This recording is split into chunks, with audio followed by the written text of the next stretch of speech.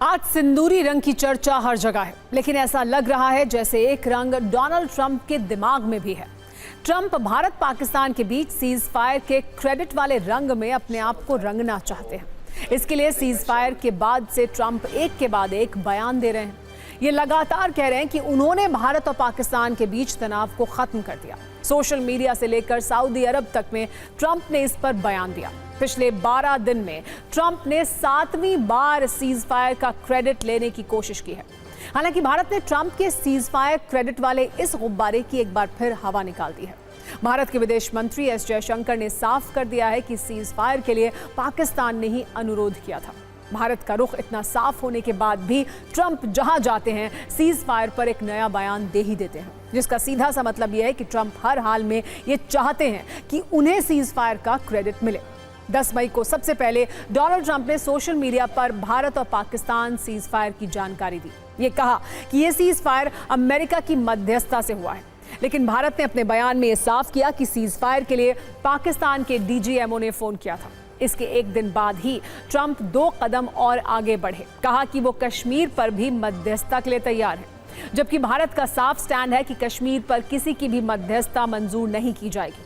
फिर ट्रंप ने एक और दावा किया। उन्होंने कहा कि व्यापार रोकने की धमकी देकर सीज फायर कराया, जबकि भारतीय विदेश मंत्रालय ने साफ किया कि अमेरिका से व्यापार का सीज फायर से कोई लेना देना नहीं है। व्यापार वाली धमकी के बाद ट्रंप परमाणु युद्ध वाले खतरे तक पहुंच गए। ये कहा कि उन्होंने भारत पाकिस्तान के बीच परमाणु युद्ध रोका है। अब एक बार फिर ट्रंप ने बिजनेस को सीज फायर का टूल बता दिया।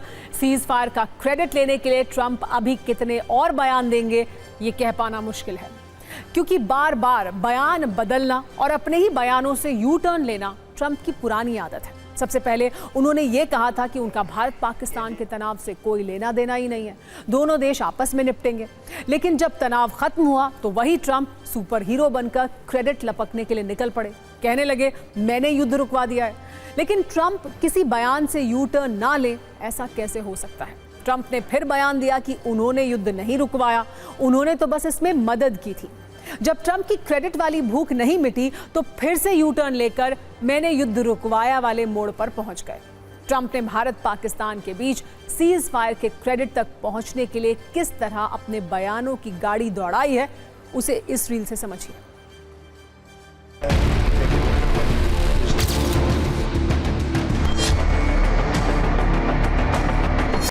ट्रंप सीज फायर को व्यापार से जोड़कर बार बार जो दावे कर रहे हैं उस पर भारत में भी राजनीति हो रही है। विपक्ष लगातार ये सवाल पूछ रहा है कि ट्रंप के इन दावों पर प्रधानमंत्री मोदी अब तक क्यों चुप हैं। हालांकि विदेश मंत्री एस जयशंकर ने आज खुलकर ये कहा कि सीज फायर सिर्फ और सिर्फ पाकिस्तान के अनुरोध पर किया गया।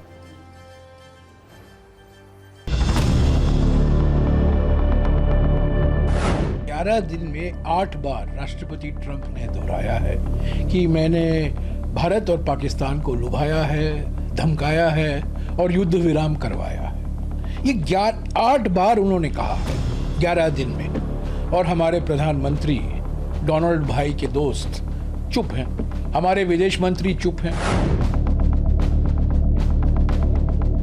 People of India do not know what is the trade deal, what Mr. Trump mediated using trade as a weapon. Our Prime Minister is yet to open his mouth, utter a word on all these matters. He is the head of the government.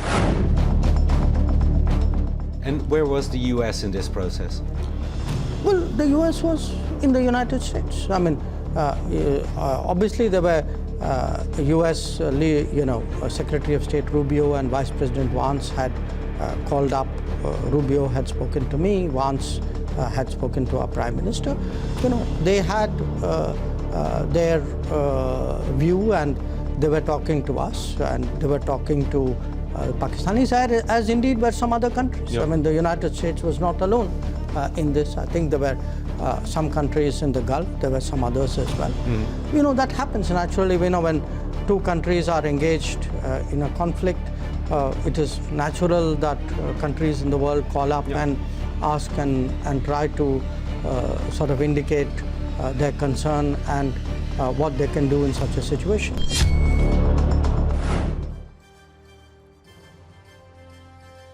वैसे Donald Trump के बयान और उनकी वैश्विक कूटनीति को कितनी गंभीरता से लिया जाना चाहिए, इस पर हमेशा से सवाल है, क्योंकि उन्होंने कूटनीति के एक नए गली मोहल्ला संस्करण की शुरुआत कर दी है। ट्रंप ने व्हाइट हाउस में दक्षिण अफ्रीका के राष्ट्रपति सिरिल रामाफोसा के साथ जो किया, उसे कूटनीति का गली मोहल्ला संस्करण ही कहा जा सकता है। कूटनीति आमतौर पर शिष्टाचार के साथ की जाती है, लेकिन ट्रंप की कूटनीति में शिष्टाचार के लिए कोई जगह नहीं दिखती। सभ्य कूटनीति में जो बातचीत और विमर्श बंद कमरों में किया जाता है, वो ट्रंप खुलेआम मीडिया के सामने करते हैं। ट्रंप ने प्रेस कॉन्फ्रेंस के दौरान दक्षिण अफ्रीकी राष्ट्रपति रामाफोसा पर आरोप लगाया कि साउथ अफ्रीका में श्वेत किसानों का नरसंहार किया जा रहा है। ट्रंप मीडिया के सामने ही इसका एक वीडियो सबूत भी दिखाने लगे। जब ट्रंप ने सिरिल रामाफोसा के खिलाफ आक्रामक रुख अपनाया, तो सिरिल रामाफोसा ने ट्रंप की हंसते हुए बेइज्जती कर दी। ट्रंप को कतर से मिलने वाले हवाई जहाज पर रामाफोसा ने तंज किया, कहा, मुझे माफ कीजिए, मेरे पास आपको देने के लिए प्लेन नहीं है। वैसे ये कोई पहला मौका नहीं है जब ट्रंप ने डिप्लोमेसी का ये तरीका अपनाया हो। इससे पहले वो यूक्रेन के राष्ट्रपति व्लादिमीर ज़ेलेंस्की से भी भिड़ चुके हैं। इस बहस के दौरान ज़ेलेंस्की ने भी ट्रंप को खूब खरी खोटी सुनाई थी। इसके बाद भी ट्रंप की कूटनीति का तरीका नहीं बदला। अब दक्षिण अफ्रीकी राष्ट्रपति के सामने भी ओवल ऑफिस में हाई वोल्टेज ड्रामा हुआ और ट्रंप खुद अपने ही घर में एक बार फिर शर्मिंदा हो गए।